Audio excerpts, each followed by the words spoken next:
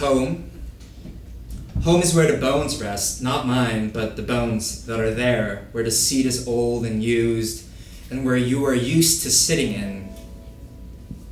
Home is the genitive of remembering, where noun and place are attached like hyphen nouns. We do not obliterate, they suspend each other like two hearts carved together, bound by center initials.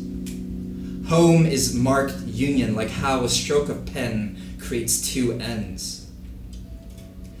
A sour? He says after a fist bump. Yes, how's the summer been? I dissolve and am carried as he dissolves and I carry. A sugar cube dipped in wine dark coffee. Later on, I do not know where the ends of my finger end and where the chance meeting on Rue Clark in Villeneuve begins. I have changed, died 1,000 times already then, it carries me. You rest in eclectic time. The noun is a calling. It says, here, while calling for what's there. Why is the day radiance so distant from my eyes? How is the smell of touch felt? She lies down in the shade of the future and lies at her roots. To noun is to say, come here, please. Because I am not the conversation with Tristan between Duluth and Clark, but I am nothing without it. Because the pink-fingered sky is something, and so is the grunt of tennis players. They contain me as content and boundary. There my skin ends. Where? There. On a shaky Visa truck, I rest my right thigh on someone else's. Stubble divots take on the shape of my friend Axel's face. A new beard looks like it's always been there. And Everett turns back to us and states, I'm gonna play you the worst song Kanye has ever written. And it is, in fact, the worst Kanye song ever written. And a pair of crow's feet looks at us, both from squinting and laughing. Home is where the bones rest. Whose? Not sure, not mine, but bones there. Here?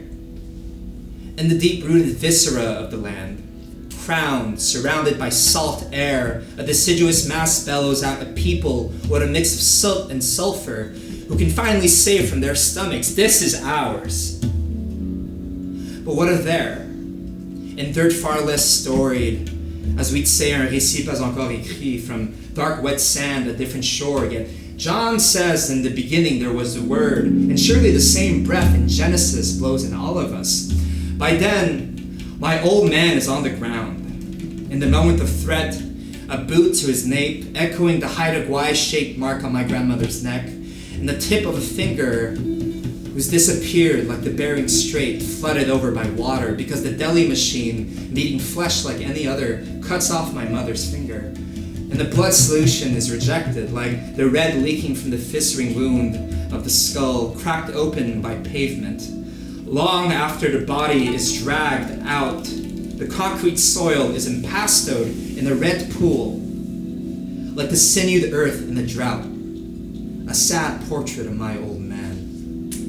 And by the dark beaches at dawn, as the granular feeling fills the web of my toes, the foaming waves twine their fingers, the water frothing fluorescent like the inside of a fig, sitting by the bank, nothing royal about it but blue. The salt brine, the air swathing past me, wondering what flame does to salt as it gets past a lit cigarette.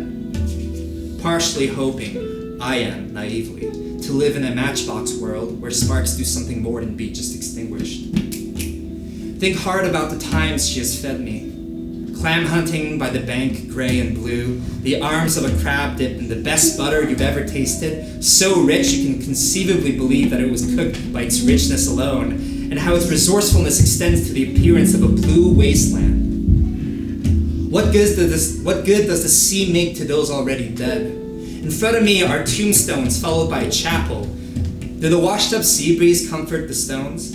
The field is adorned by flowers, sprouting as would terrestrial algae on the rocky banks, as she does for the sunken and the drowned, as we do for our own. The ocean is a sister, I realize, or a niece.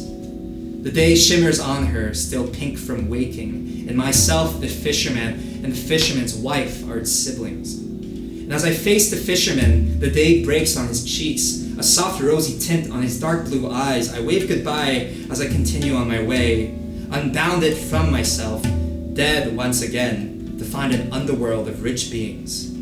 She breathes in my lungs, and my bones fall in.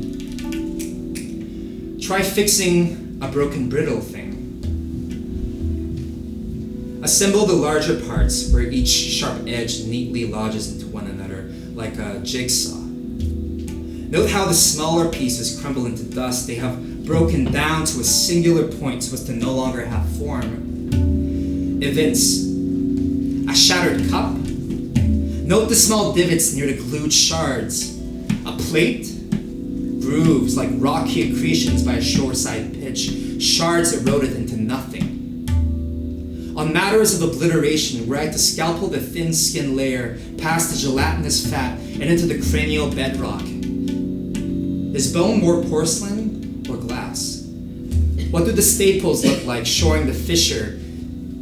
Dimpled, I imagine, with stray, blade-shaped beaches like old arrowheads.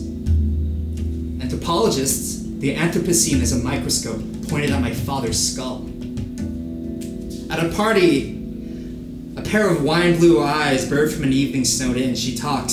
Straight from the stump, the fruit of a word comes.